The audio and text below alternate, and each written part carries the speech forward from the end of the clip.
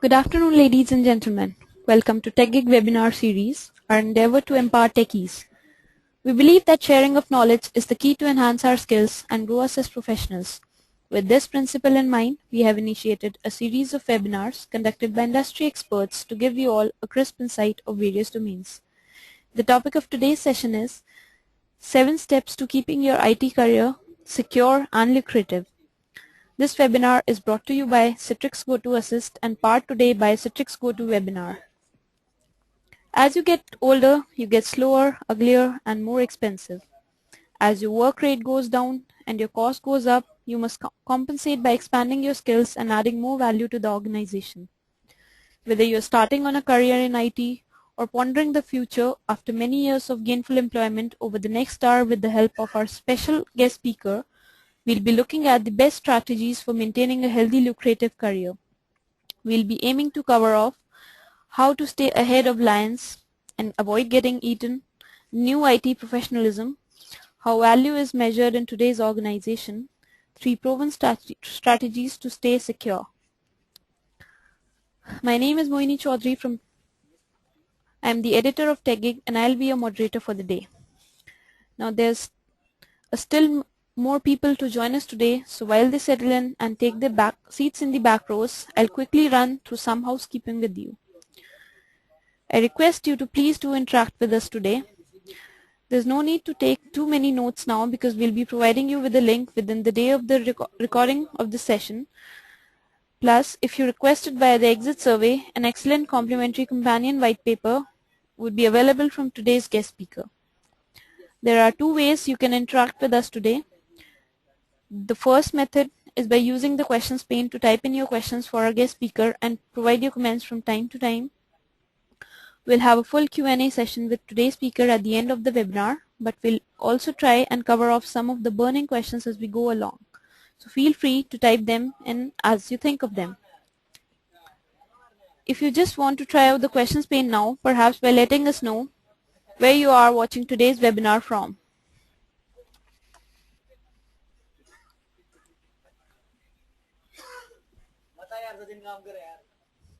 If you are on Twitter and want to reach out to some of today's other webinar delegates, we'll be using the hashtag #SecureITCareer, so please feel to join the conversation there during and after today's webinar. If you do have any issues with the audio, do note the audio mode panel on the control panel highlighted above in red. Simply select from mic and speaker on your computer or telephone, and if switching to telephone, the local toll-free number for India, access code and PIN will appear on the screen for you to dial. If you have any issues, just use the chat panel and one of our technical team member will come to your aid. I am very pleased to welcome today's guest speaker, Mr. Rob England, to the virtual stage. Rob is an IT management consultant, author, and commentator based most of the time in Wellington, New Zealand. He is a portfolio entrepreneur working on multiple activities via his company, Two Hills.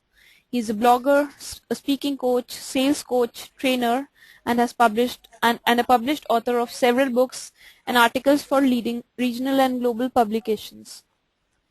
His books include Basic Service Management, Owning ITIL, Working in IT, and an Introduction to Real ITSM. He is probably best known for his controversial blog and alter ego, the IT Skeptic. If you haven't checked it out, I urge you to do so after the webinar, of course. There is also a book, The Worst of the IT Skeptic, looking at the last 3 years of good and bad stuff from the blog.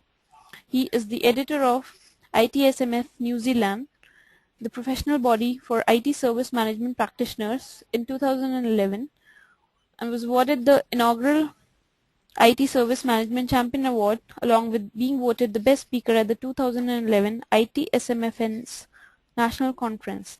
So without further delay, let's give him a warm welcome, joining us 10:30 p.m. his time from Wellington. Over to you, Rob. Thank you, Moini. Hello, everybody. Yes, it's getting later in my evening, although not too bad. And thank you for joining us today. What I want to talk about is how secure is your IT career? and what we can do about securing it.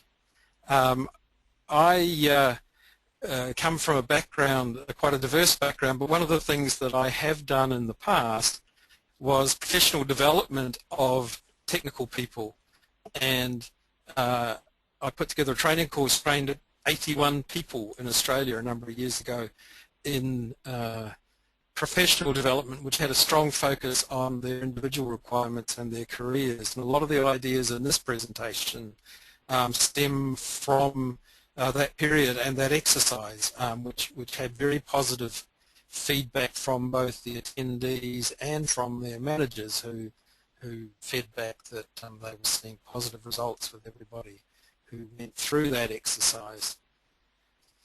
So if you're an IT technical person, well-versed, even expert in your chosen skills and technologies, this webinar talks to you and talks about where are you at and where should you go.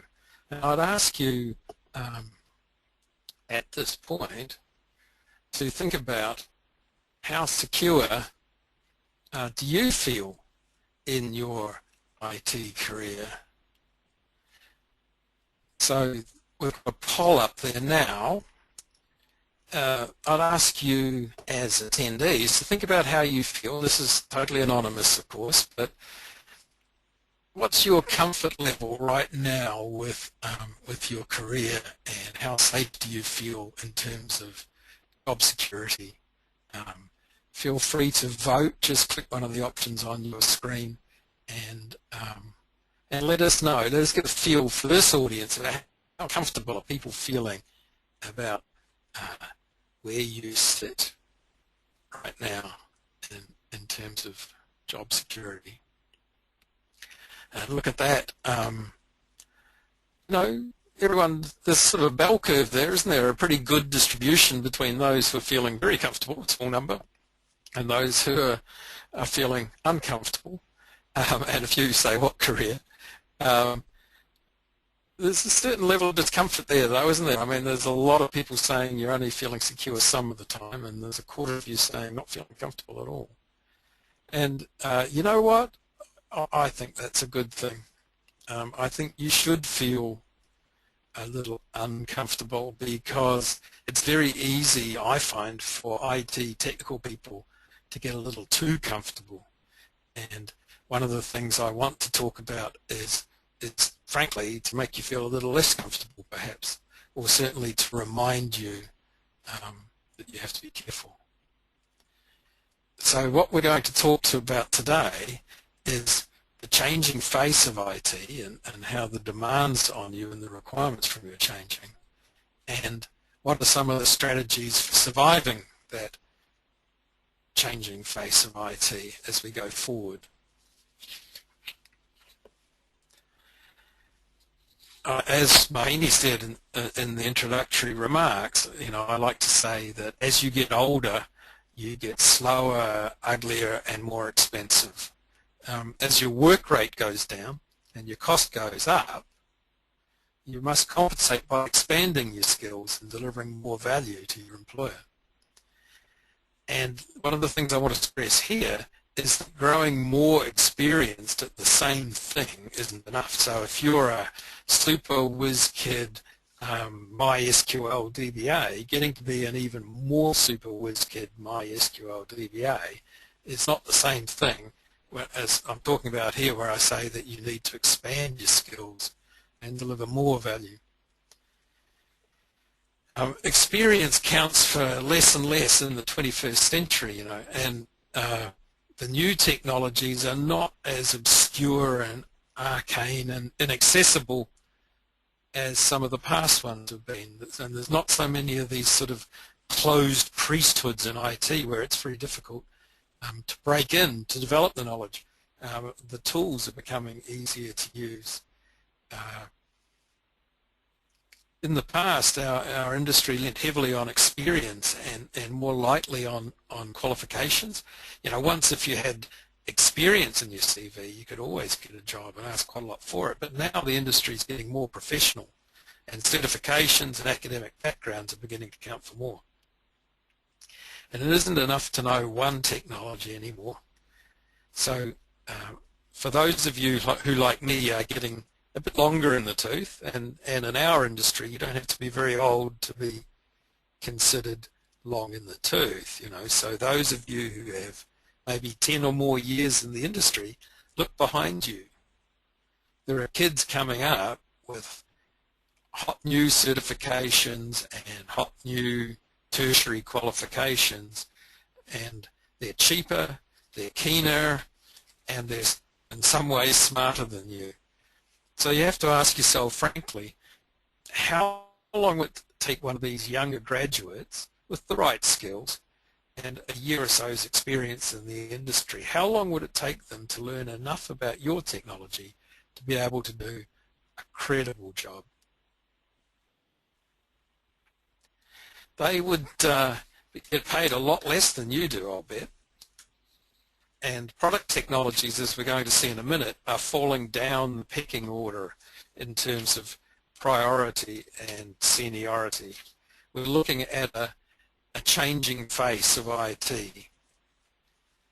We don't choose technology anymore. We create solutions. We aren't tinkering with products anymore. We're engineering systems. And with engineering comes a new professionalism. In the past, we bought a product and we figured out how to get use out of it. Now users want to lay the requirements out and hear how we're going to deliver against those requirements.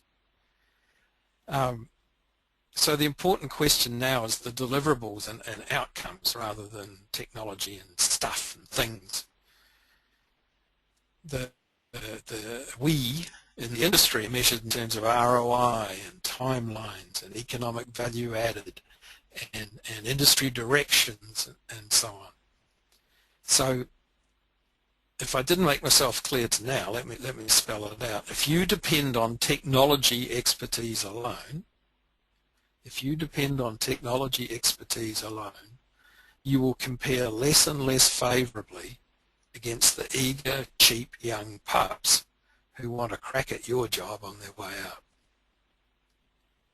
What we're seeing, as I said, is this changing face of IT, and there's some key trends I want to call out there. One of those is the commoditisation and consumerisation of professions.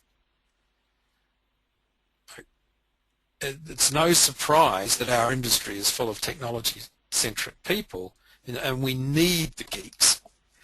But the days of pure technologists are on the wane. So, like other specialist professions before them, IT technologists are slowly becoming of lower value and less esteem. You know, generations ago, the career ambitions of an intelligent and fresh, technically inclined young man, because this is pre-emancipation of women, generations ago, a smart young guy might well have included, their aspirations might well have included such demanding and technically advanced professions as steam engine driver, or typist, or telephone operator. And those professions originally were considered highly skilled, technical, male-oriented professions. And they only, you know, the typist and telephone operator roles only became female roles as they fell in esteem in the sexist days of the past. So what we see is that over time, professions have this peak of esteem and value and elitism, and then they become more commoditized. They lose their value over time and get to be seen as better understood, easier, more accessible, and lose their value. And we've seen the same trends in IT in more recent years. You know, I can remember when the programmers were gods, when the DBA was the most powerful person in the IT organization. I'm old enough to remember those days. So, you know, those roles are becoming much lower in esteem and much less valued in our organizations. I remember a support centre in the USA staffed by people who'd been with the products for a decade. The products just happened to have been a mainframe fourth generation language, if there's anyone on the call old enough to remember even what that is, but that's beside the point. They were a staff supporting a technology, and they were highly experienced. They knew every nuance of the software, and they'd had pay rises every year for a decade. So they were starting to be seriously expensive people in the support centre. And the same happened with the developers too, incidentally. And the company brought in what they called, what the other staff sort of condescendingly called the farm boys. And they were a mixture of farm boys and girls. They were graduates from nearby, excuse me, great nearby rural colleges who couldn't believe their luck in getting a job with a big software company, even if it was at low pay to begin with. And they were smart and eager to prove their worth, and they soon figured out the software well enough to support it. They didn't do as good a job as the 10-year-old, the ones who'd been there a decade or more, but they were a third the price, and they were good enough to keep the customer happy. So within a few years, they were nearly as good, and all the old guard had slowly been edged out. This is not a fable. I watched the whole process happen. So the lesson to take from this is you need to keep a weather eye on your chosen occupation, your chosen skill set, your chosen role, and have a plan for your career. Make sure that plan doesn't assume that the value of your current skills will continue to increase. Don't even assume that the value of your current skills will hold the same level, because they won't. Advanced jobs eventually become commoditized. And that process is becoming faster and faster as this illustration shows. So that's one trend, is the commoditization of professions. You've got to be careful of that. The second major force at work in our industry is the new professionalism. So I like to call our industry information engineering, although the phrase doesn't catch on much. But I really think that what we do is that we're a branch of engineers. We're information engineers. Engineering is the practical application of science and technology to create efficient and effective systems. And if that isn't a description of what we do in IT, I don't know what is. So it seems to me that we're engineers. But I often lose that debate trying to convince people. Now, I come from an engineering background. I've been trained in electrical engineering way back. And, you know, so the engineering analogy resonates for me. I can see that we're engineers. And one of the aspects of engineering is understanding the whole system. So it's not enough in your engineering systems to understand only technology. There's that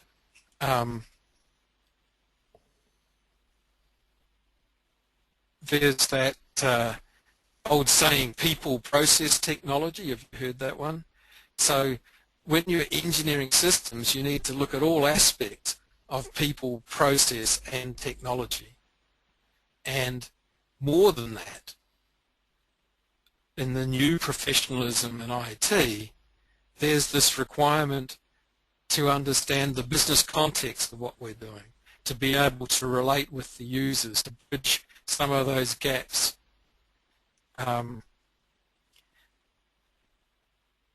And so this picture we see here of people, process, technology, and business, the new professionalism demands of us in the IT industry that we can understand all of these aspects. That means, and I'll come back to this in another slide. This slide will come back to us later, and I'll talk a bit more to what I mean about that. But this new professionalism is driving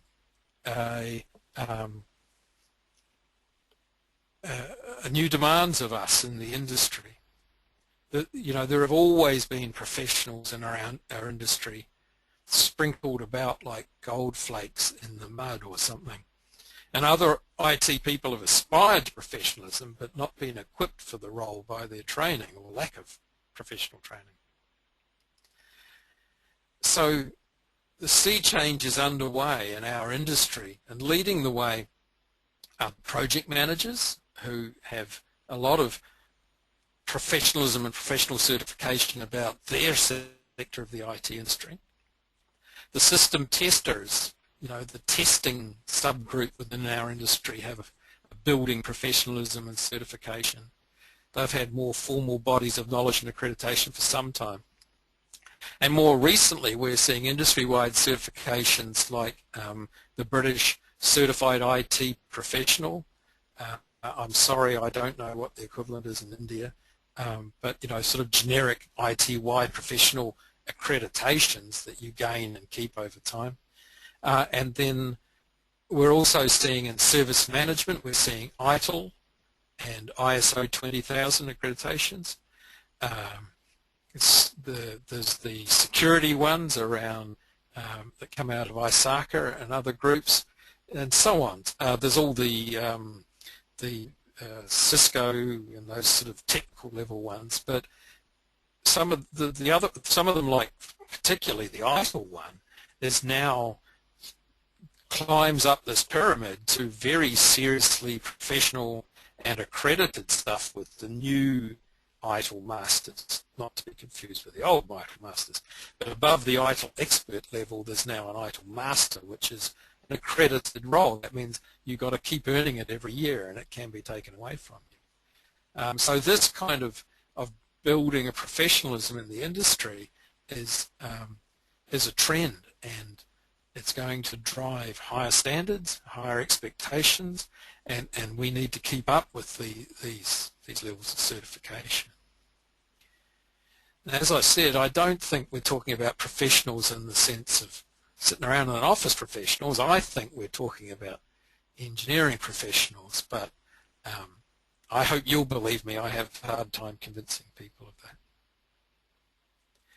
So these trends in the industry mean you've got to stay on your toes, you've got to keep ahead, you've got to keep moving, you've got to keep an eye out for where you are placed in the industry and how you're doing at a personal level. How are you doing with your career? So I want to talk to you about some strategies to help deal with these challenges, some things to think about in terms of the development and management of your own career. So, to begin with, the first thing I want you to consider is keep ahead of the lions.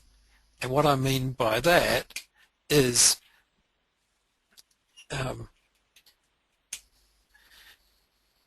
let me give you a story.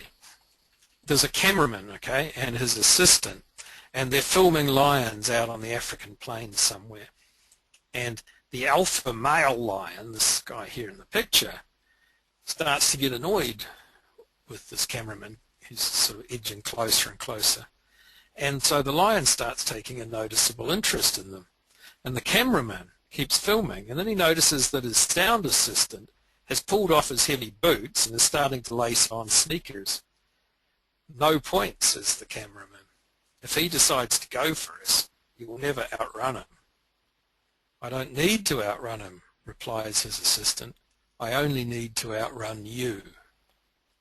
And so the moral of that story is, don't film lions. No, the moral of that story is to keep an eye on those around you. It may sound brutal, but when the company decides they want to lay off 5%, then your colleagues suddenly become your competitors. So you need to make sure that amongst the pack of peers, of colleagues within your organization, you are not running at the back of the pack, because if you're running back at the back of the pack, the lions of layoff are going to pull you off the back of the pack and you'll be gone. So you need to measure yourself against your peers and make sure that you are performing somewhere in the pack or If you're the ambitious type, of course, right at the front of the pack. But whatever you do, just make sure you're not the one running at the back. So if you're the highest paid with the narrowest set of skills, does that make you the one running at the front, or does that make you the one running at the back? To me, if you've got a very narrow set of skills, like, remember that diagram we had of the 4 circles before? If you're just technical and focused on a very narrow set of technology and you're costing them a lot of money, I think you're walking, frankly. So that's the first thing. Keep ahead of the lions. Second thing to think of, be heard, be seen. Being seen to contribute is important. It's not about how clever you are, it's about how much you're contributing to the organization. And I'm going to talk a bit more about value in a minute. Actually, technical people tend to be very modest, certainly in my part of the world, and take a dim view of those who blow their own trumpet, who talk about their own ability too much, their own cleverness too much. So you need to make sure that your manager knows how much you contribute, how valuable you are. Ask yourself, what are the odds of your manager doing the investigation necessary to get a good picture of what's really going on, who really wrote some great document, or who was here over the weekend, or whatever. So don't leave it to them to go and find out how good you're doing and what you're contributing. Make sure that you tell them what you are doing. Make sure they understand, your boss understands your value. Which leads to my next point, which is, in order to make sure they understand your value, you need to be valuable. And it staggered me when I was doing professional development, just what odd perceptions some technical people had of what value to the organization was all about.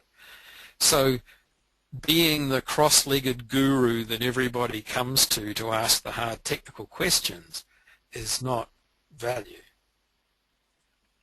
Value is the perceived value that your employer places on you, and they will, thinking about how they measure you, they will measure you in results achieved, outcomes delivered, productivity, versatility, willingness to take on new challenges and cover, areas at risk for them and that sort of thing, and keeping up with change. These are the sort of things that your boss is going to be valuing. Now, what you need to understand is that thing at the bottom of the picture there, perceived value. You need to understand not what you think is valuable to the organization, but what your bosses think is valuable. And as far as they're concerned, the model looks like this one here. The model is that they're giving you money as pay, and they're sinking other money in you, investment in things like training and desks and infrastructure and, all the support for you to do your role. And they want to see that they're getting more perceived value back from you than they're putting into you. And if they're not getting back as much value as they're putting in, guess what they're going to do? So it's a very simple model, but I'm just staggered at how many technical people don't think of it this way. It's got nothing to do with what you think is important. It's got nothing to do with what you think is valuable. It's entirely measured from the left-hand side of that picture. It's entirely measured from what your employer thinks is valuable and how much they think they're investing in spending on you and doing that simple equation. So you need to be able to think as your bosses think. You need to be able to understand what's important to them and understand what they value. In order to do that, you need to be aligned. You need to know the power groups. You need to know who matters in the organization and what's going on. Don't be politically naive. A lovely model that I got years ago from a guy called Art Jacobs, who wrote Target Account Selling, if you've ever come across that, is a very simple political model. And that model is that there are three kinds of people. There are those that make things happen, the movers and shakers in the middle of the world. There are those who watch things happen. So they're close, they know what's going on, they choose not to play some of the political games, they're not ambitious enough to be scrabbling to the top of the heap, climbing the slippery pole, but they still are linked in, they still know exactly what's going on, what games are being played, even if they choose to step aside from them. And there are those who say, what the hell happened? In other words, the ones where change and events catch them by surprise because they haven't got a clue what political forces are at work in the organisation. If you want to survive inside any organisation, you need to be politically astute. That means you need to be one of those two inner circles and not the outer circle that is completely disconnected and ignorant of what's going on politically. So understand the company directions and strategies, understand where the company's going, examine the real financial state of the company, know the power groups and the games that are going on, know who's aligned with who. Then you can have a better idea of the direction you should be heading in and also of the people you should be aligning yourself with within the organisation.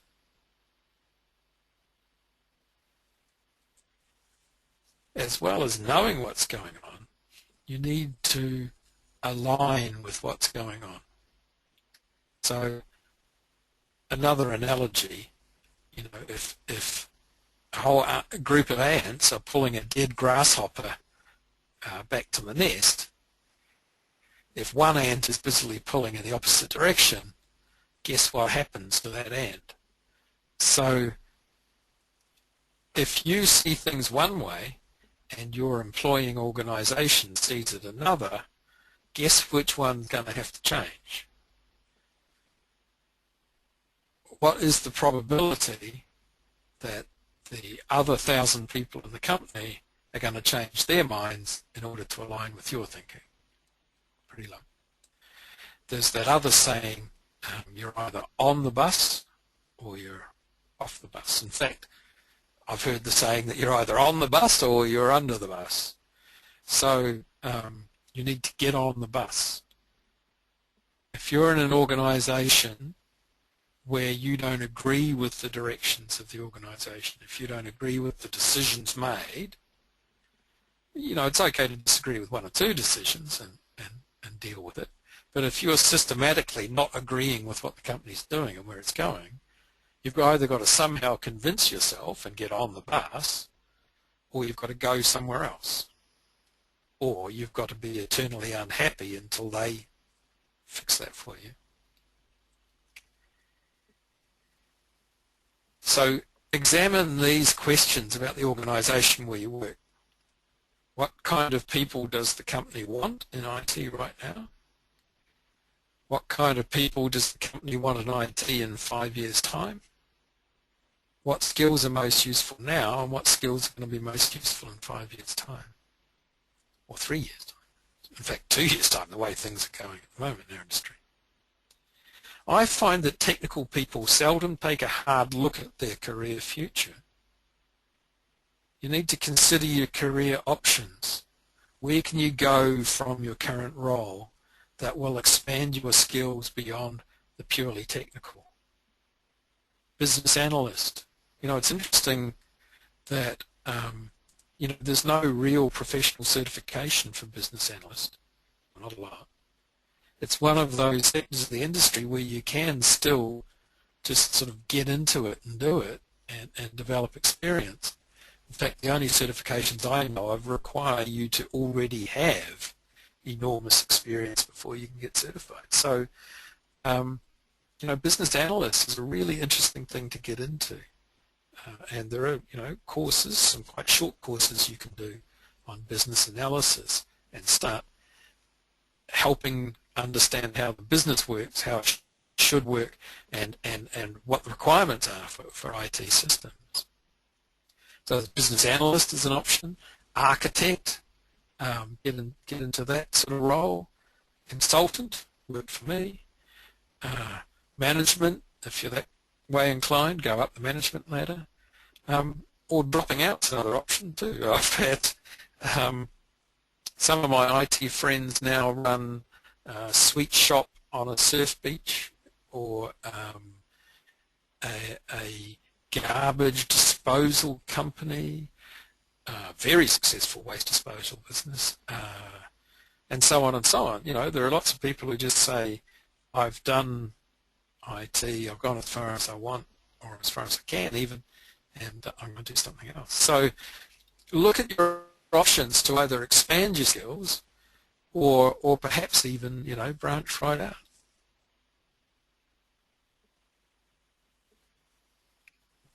Overall, be aligned with the organization, be pulling in the same direction, be understanding where they're going and what kind of people, what kind of skills they need in order to be going there.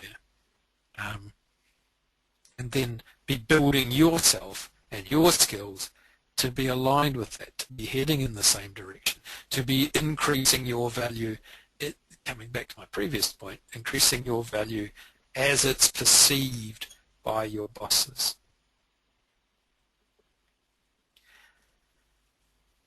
So coming back to that chart I had before, the next thing I want to say to you is learn and grow. You need to grow to retain your value to the business, and also by growing you retain your own personal satisfaction as well. I made the mistake of not really growing for a number of years in my career and kind of just doing the same thing. And I got very stale until I realized what was going on and branched out and challenged myself again. This growth needs to be sideways into broader skills, not deeper down into one narrow silo that you're in. So as I say, you've got a huge opportunity here to grow yourself in these different areas. The whole people side of thing can be anything from people management to to training, to cultural change, which is a big area now in IT. We're finally getting it that IT is actually about changing the behaviours of people, changing the way people do things. It's a huge part of IT. So that whole people side of things is an area to grow into. The process side of stuff, there's the ITIL and COBIT and the whole side of process engineering, process modelling, process improvement, continual service improvement, service management.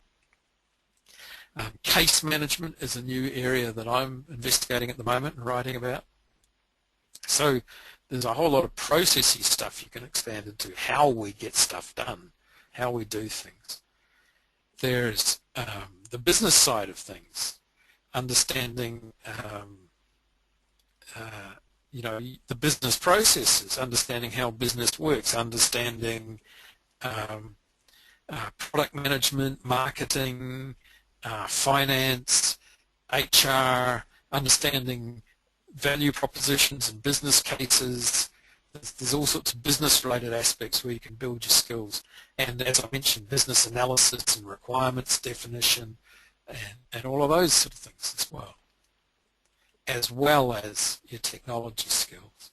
So in order to be a well-rounded professional, IT professional, as those demands for professionalism in our industry increase, I really think you've got to build your skills across all of these four areas in order to keep ahead of the young pups who are all starting out in that technology sector.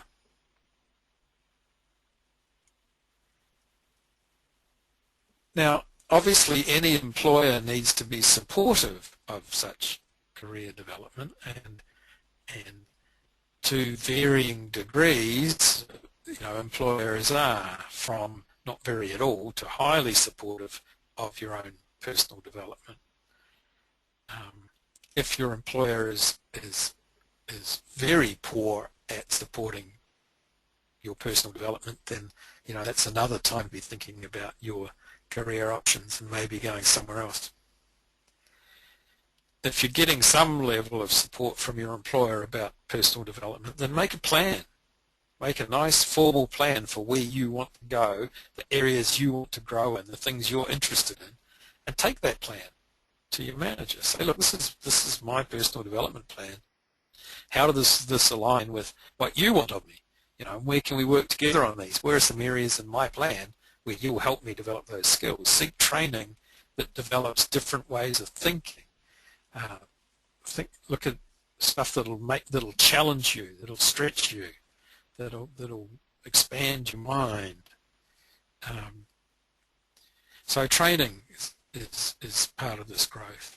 Another big part of the growth is look for a mentor, someone you respect who can offer advice and guidance. Learn about how to do mentoring properly, okay? Go and find out what mentoring really is and how it should really work. And then identify a mentor and go and approach them and give them once again a formal proposal to say, I'd like you to be my mentor and this is how it works, and would you agree to that? And then there's coaching, which is quite different to mentoring if you go and look into it. Try and get yourself coached, but also coach and mentor others to take your place. So if you want to move forward, you've got to make sure there's somebody skilled to move in. And so hoarding your own expertise and knowledge is actually against your own interest because it locks you into a single role. You need to share that. You need to pass it on through coaching and mentoring so that others can come behind you. Ask your employer for support and training on a mentoring program and getting it going. Find out what support is provided for tertiary education too, outside of your current organisation. Learn and grow, stretch yourself. And and coaching and mentoring, get support is the friendly kids picture here. And lastly, the last point I want to make is have an exit plan. Make sure you have a parachute. So right now, if I came up to you at your desk and said, where will you work next? I would expect you to have some sort of answer to that question. Well, I'm planning to stay here for 2 years, 3 years, 5 years, 10 years. You have an expectation for how long you'll be where you are. But if you were laid off tomorrow, what's your plan? Where would you work if you weren't working here? Can you answer that question right now? Doing what? And if you can answer that question, or once you can answer that question, because please be able to answer it, make sure your CV looks attractive and your skills are adequate for where you want to go before the crunch comes. Being laid off is a very traumatic experience. You'll cope many times better if you already have a plan and are at least part of the way along the path to being prepared for going out and seeking a new role. Facetiously, I'd say it's better to spend your redundancy money on a brief job search and a nice holiday rather than crammed training and endless door knocking. So be prepared now. Assume that one way or another there's a distinct probability that you'll suddenly find yourself looking for work. Just plan for it. Have your parachute on ready.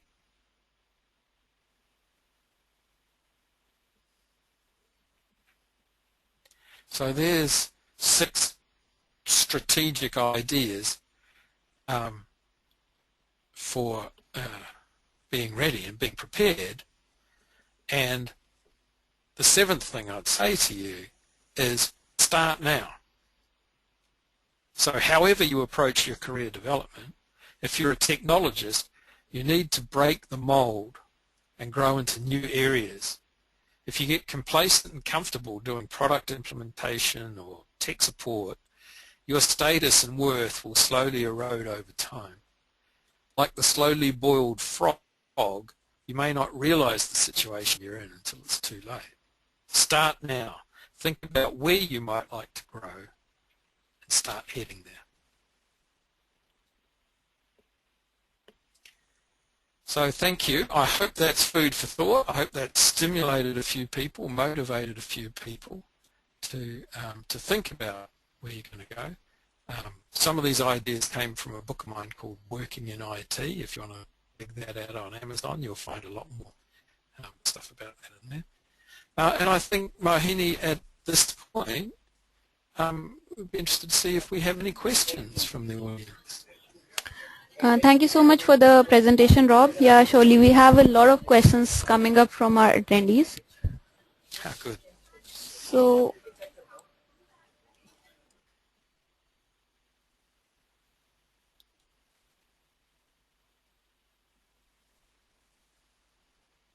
the first question is from Savio Dias. Savio is saying, so does professionalism come only from qualification or certifications? What about being on the job and gaining experience in your domain? Well, I think once upon a time experience was enough. And in our industry, that was the currency. I've had 3 years as was enough to get you jobs.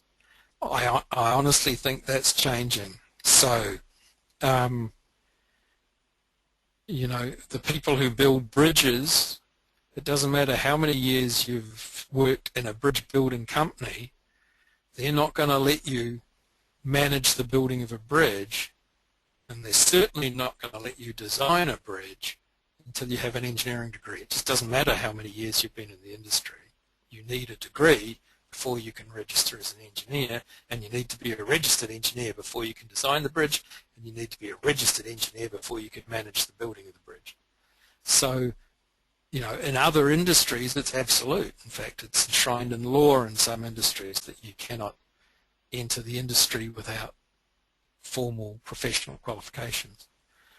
And not only qualification, but also accreditation. So understand the distinction between qualification/certification and accreditation.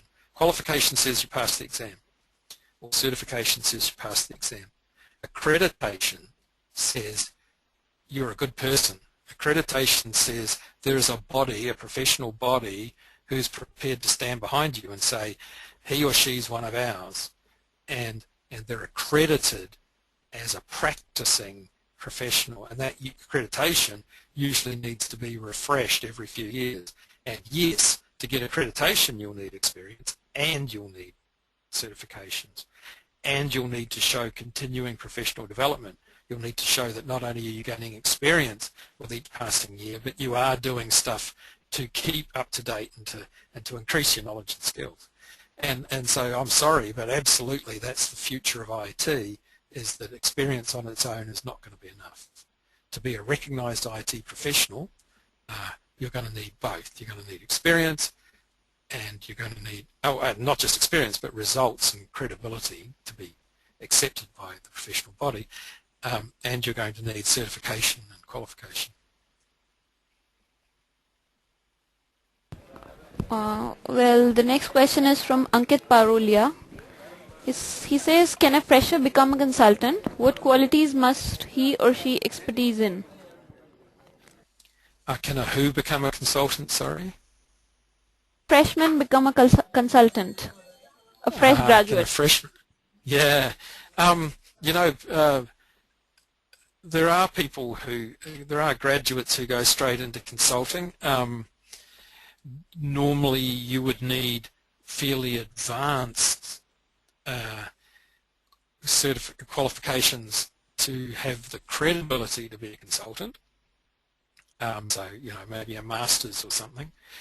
And quite often the entry point then is to get into one of the big consulting groups. So certain of the consulting groups that shall remain nameless specialize in what I call kids in suits.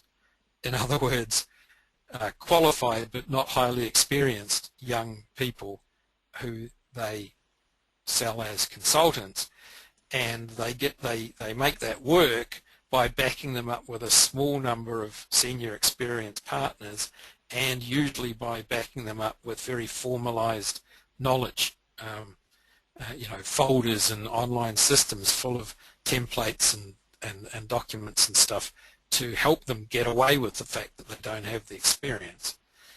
So, for a fresher to get into consulting, the most likely path is through a large group.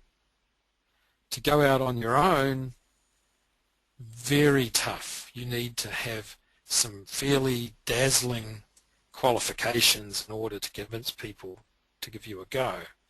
The other thing you need is significant business skills to sell yourself, to convince people that they should invest in your consulting services. No matter how experienced you are, to go into consulting you need credibility somehow. You need business skills, so you can talk the talk and walk the walk and get people, sell yourself to people and get them to buy your capability. And you need knowledge. You need the ability to deliver, to know what's going on. And as well as knowledge, you need the ability to execute. More than anything else, most of all, consultants are there to achieve results. People don't want to hear theory, they want an outcome. They're hiring a consultant to get something done. So you need to be able to deliver, to execute. And the last thing you need is a network. I learned that the hard way. Network. Most of your work comes through connections in the industry. So professional bodies, or working in big companies, the things that generate your network are essential. You need all those things before you launch out into consulting. And you probably also need a bit of a nest egg of money, because in the first 6 months you're probably not going to make a hell of a lot. The next question comes from Tarun Yadav. He's asking what could be understood as indications or omens for triggering exit plan execution. Omens or indications to trigger exit plan. That's hard to answer. In that, you know when it's time to go. The more politically astute you are, and the more you teach yourself to be politically astute and read the wind, the more you know. So that's everything from corporate level. So I remember with this group, these 80 people that I was putting through professional development, each group that I had, I'd say to them, how many of you are in the security division of our organization? And about a quarter of them would put up their hands. And I'd say, how many of you know that we're currently under attack by a minority shareholder who's trying to get control of the company, who has announced his intent to pull the company apart, and in particular to sell off the security division? And of course none of them, or very few of them, would be aware of that, because we were in Australia and it was an American company. And I'd say, well, you kind of need to know that if you're in security, because your whole part of the company is looking a little fragile at the moment. So, read the annual reports, read the news, know what's going on at the corporate level so that you can see threats yourself. Then look at what's going on within management. If you're not getting on with your own boss, or you get on with your boss but your boss is politically doomed, and you don't get on with the the person who looks like they're the rising star, if you're not aligned personally with some of your managers and bosses, then that's probably a sign that you should be a little nervous. And then, of course, look at your own level, at yourself. Are you performing? Are you delivering? Are you good at what you do? So are you giving value that they're going to see? And last of all, look right inside your heart. Are you happy? If you're not comfortable where you are, the company's not going to change. So if you don't see yourself changing in order to feel better where you are, then it ain't going to change. Why? So start looking. Now, I know in the current climate that we don't quite have the mobility, in the current economic climate, we don't quite have the mobility that we had 10 years ago. But if you're good, if you have taken my advice about learning and growing and building your skills in all those 4 sectors, then you are marketable. Then the more you do that, the more you increase your mobility, your ability to shift. If you're not happy or if you're a bit nervous about where you're at. And then ultimately the final bottom line is you might not get to exit, you might be exited. So you need to be ready for that too.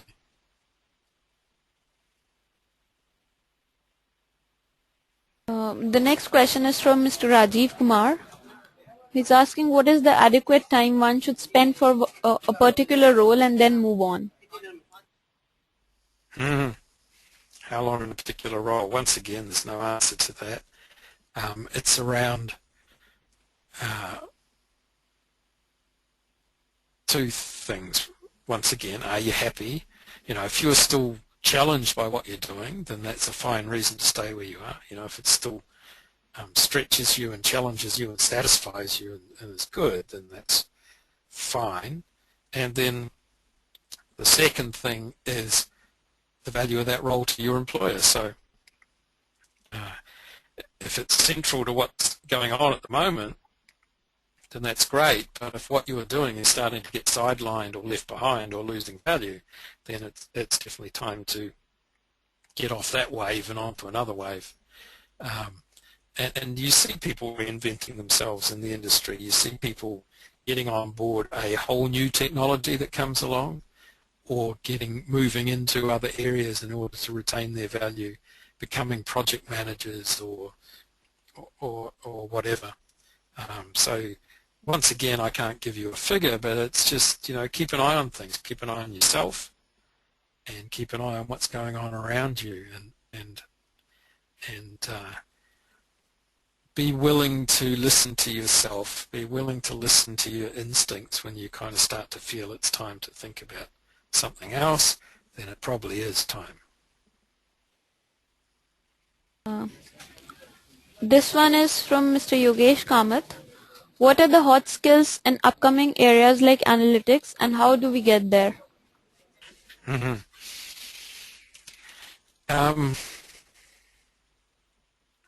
There's a lot of hot skills when you look across the board, right? And don't just look at technical skills. So yes, you can chase new technical skills. Big data,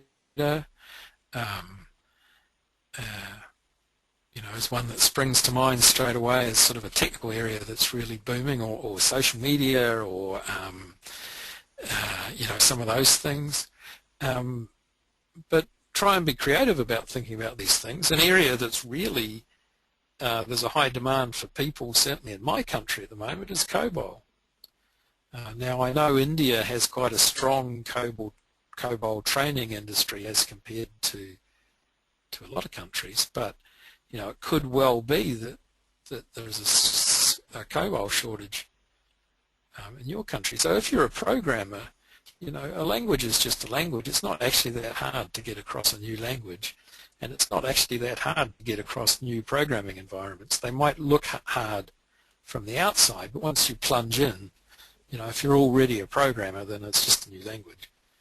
Maybe actually something weird and off the wall and slightly left field and lateral like COBOL could be something to get into. Project management is always in demand. If you have the personality and sort of the the interpersonal skills and the managerial skills to be a project manager, which a lot of us don't. But if you are good at project management, then that's a really lucrative sector to get into and always will be. As I say, business analysis is getting bigger as we pay more attention to user requirements and business alignment. Any sort of business skills I think are valuable. A friend of mine really kicked his IT career along by going off and doing an MBA. So, you know, there's that whole business side of things, and process. Process is huge. So technology people tend to have this contempt of process, and there's almost an us and them. But see, I'm not a technology person. I let go of technology a decade ago. I've still got a geek in me. I still play with stuff, but I don't work with technology. And when people start talking IT technology to me, I tend to tune out. You know, my world is process. I'm an ITIL guy, a service management guy. I'm a process geek, and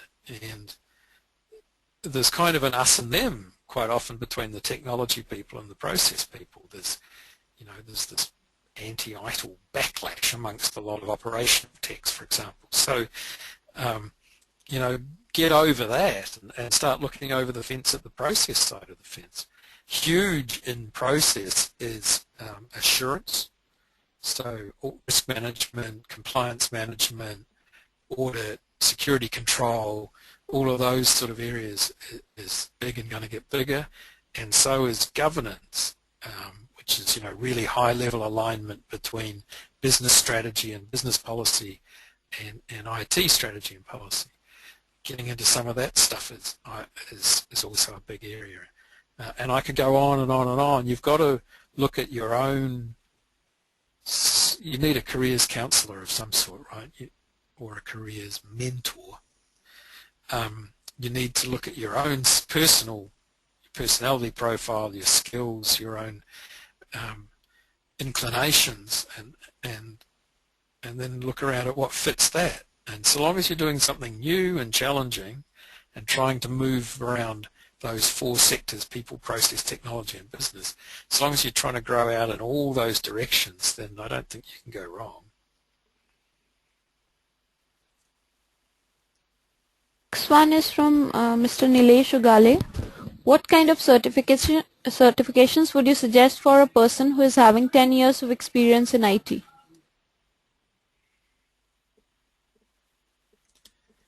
Yeah, well, same thing again. So, same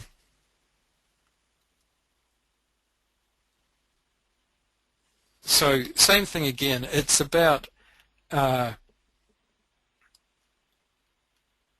it's the same argument again. So you've got to look at yourself and your own profile and where you want to go, and have your own career planning, and then decide what certifications you want to look at. So you might continue to build your technical capabilities and look at some of the technical certifications from Microsoft and Cisco and VMware and yada, yada, yada. Or you might look at a tertiary qualification.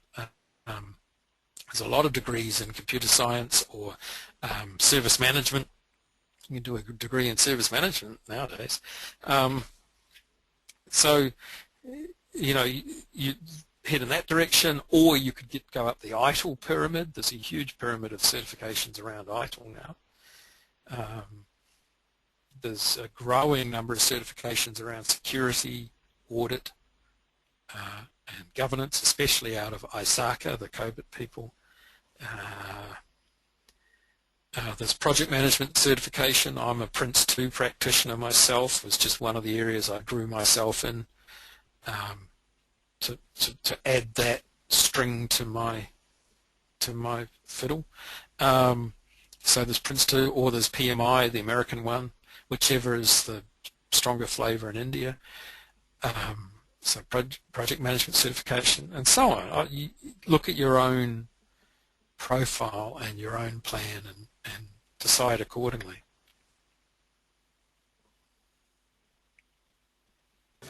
Well, before the last question of the day, I just want to bring your attention to the exit survey which will pop up on your screen as you leave us. We really value your feedback, so do let us have your comments on today's webinar and suggestions for future topics via the exit survey. Plus, there are 3 more great reasons to complete the short exit survey. You can request a complimentary copy of the handout slides from today's webinar, plus a companion white paper to today's event, 6 strategies to keep your IT career secure. You can also request a free trial of GoToAssist by Citrix to test drive just how easy it is to set up, manage, and deliver remote customer support and IT monitoring in minutes. Plus trials of GoToMeeting, GoToWebinar, and GoToTraining. Before 30th November, webinar attendees, you can subscribe to any of the GoTo products and get the first 2 months absolutely free. And of course, we'll be sending you a link to review and share the recording of today's webinar. So the last question for the day is, this one is from Shrikant Kamuni. I produce a good output for my boss. However, I never put everything in front of him. He knows my caliber and capabilities. Do you think it is essential for me to convey my achievements every now and then in front of my boss? Yes, absolutely. So if you don't have regular review meetings with your bosses, and a lot of them don't, then some people are relieved. Phew, I don't have to have a regular review meeting with your boss. But personally, I go and ask for it. I say, look, I'd like to meet with you. Can we meet weekly or at least fortnightly, and just, or hell, monthly, whatever you can get. Say, can we just sit down and talk about how things are going, and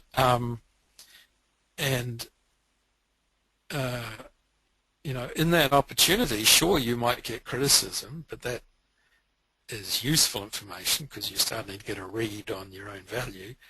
But also, you can just go through and say, hey, look, let me just summarize the last week for you since I last saw you. I did this, and this. That's what I've been doing for the week. These are the outcomes I've produced for the week. Right, quick summary of what you've done is really useful. If they're not local, if you've got a remote boss, then send them an email every week saying, hey, here's my weekly update or my fortnightly update on what I've been doing. I've produced this, and this, just to keep them posted. There's no harm in doing it, and there's every good to make sure they're aware of just how much you contribute, what a useful employee. And actually, one last remark is the biggest value you can deliver to your boss is to make them look good, is to give them something that they can carry away. So if my boss, or even better still, my boss's boss, comes out with a paper or an idea and they say, look what I've done, aren't I clever? And it's actually my work, I don't get mad about that. I think that's fantastic. I make a point at some time in the future to remind them where they got it from. But if they're taking the glory for something I've produced, so long as I make sure they remember where they got it from, that's fantastic, because I've made them look good. I've allowed them to deliver, and most people don't forget that. They remember where, who did that, who helped them along. That's probably a good thing to finish on there.